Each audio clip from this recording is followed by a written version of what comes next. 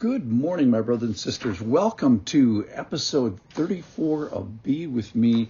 We're in a little series about the results of generosity. And quite frankly, I thought I did a poor job with yesterday's podcast. I don't think it was my best because I think it was not clear. It certainly wasn't simple. That is, I gave 9 results of generosity, which is all great. They're all in the Bible. I think it was biblically faithful, but I don't think it was very clear, and I don't think it was based on awe. And so I want to go back to just one of those things, and I want to look at verse 13 and 14 of chapter 9.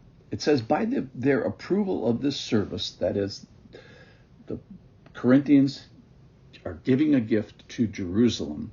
And then Paul's going to describe what happens here. They will glorify God because of your submission that comes from your confession of the gospel of Christ and the generosity of your contribution for them and for others. And here's the verse for today.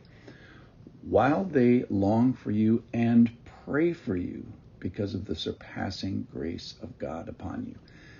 So I want to focus today on what happens when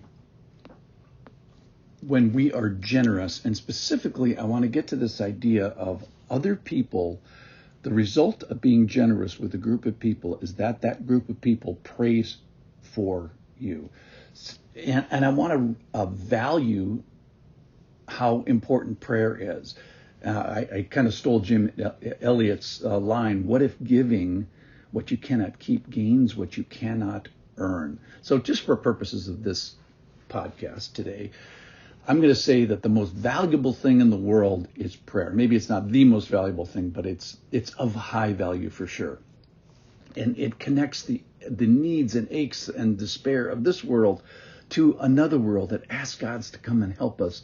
And, it's either that's high value or priceless to know that we're not alone and God is with us.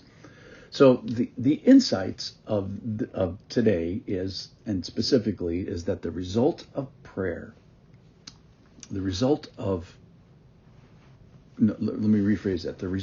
Corinthians' generosity to the Jerusalem church results in having that group return something even more valuable. So the Corinthians give money, but the Jerusalem church, they give prayer, and it's something you can't buy anywhere. So it's even Elon Musk might not have this most valuable thing. It's not something you can earn. And what kind of job pays in this type of coin? Or let's say you had a job where you say, hey, you could go work at McDonald's, but we're only going to pay you in prayer. Would you take the job?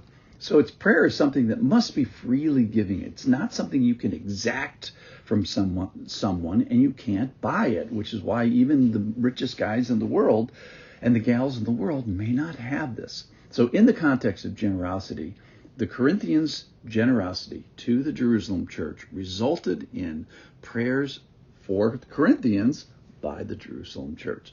So let's just step back and say, what if someone prayed for me? What does that tell you? Well, it tells you something about them. It says that they're a believer, that they have faith, that they're saved, and they have a relationship with God. And just think about that. What if that's really true, that another person on this planet walking around that we can see and touch has a relationship with God from another galaxy? And what if God thinks about them in a special way, that they're valued by God? That is, that they have an access with God, kind of like a special access. And what if God, when this person talks to God, what if God actually listens to them? Or even more so, what if that person is indwelt by God, and this person has a kind of a particular understanding about the way of God and the ways that God works? And what if they have this willingness to say, hey, I see that you have a need, and I'm going to put you in this process that I understand well. It's like the praying person saying, hey, I have this friend of mine, and let me put in a good word for you. Maybe he can help you in your situation. And oh my goodness, would you do that for me? So what if God actually listens to people, and the prayer of a righteous man, as it says in James, actually does avail much? What if God listens to his own? And what if God has the power to move hearts and move cells and move mountains and heal people and move change forward? What would you give to have someone pray for you? How valuable, and I think this asks the question, is how valuable is prayer for you? And it just really struck me today. So this could be a worthless result. And if it's low value, then this passage means nothing to me. But if it's high value, I will treasure and covet your prayers. So the teaching point, or the take-home point, is, do you value prayer? And if so, what is your needful thing that you would ask people to pray for? And are you in a fellowship that people could tell you what their prayers were, or prayer needs were, or that you would know? So here's what I would ask.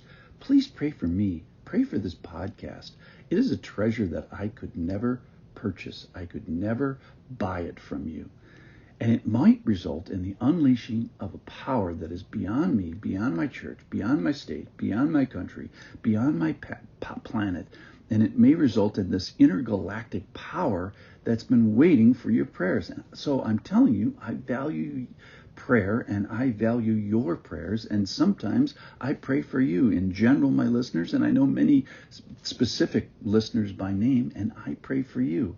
So I would ask that you would pray for me and pray for this podcast and blog, and unleash this power and unleash this person, capital P person, God, who is accessed by prayers. Here's a couple things you could pray for. I'd pray that I would be accurate and handle the word well, which is what this podcast is all about. But I'd also pray that I could make the gospel winsome, attractive. I pray that the footprint of this podcast and blog, that the footprint would grow, and then I pray that you would protect me from all the harm spiritually that would impair this ministry. I value prayer. I hope you value prayer. It's the most valuable thing in the world, at least for today. Please pray. Thanks for listening. Thanks for praying.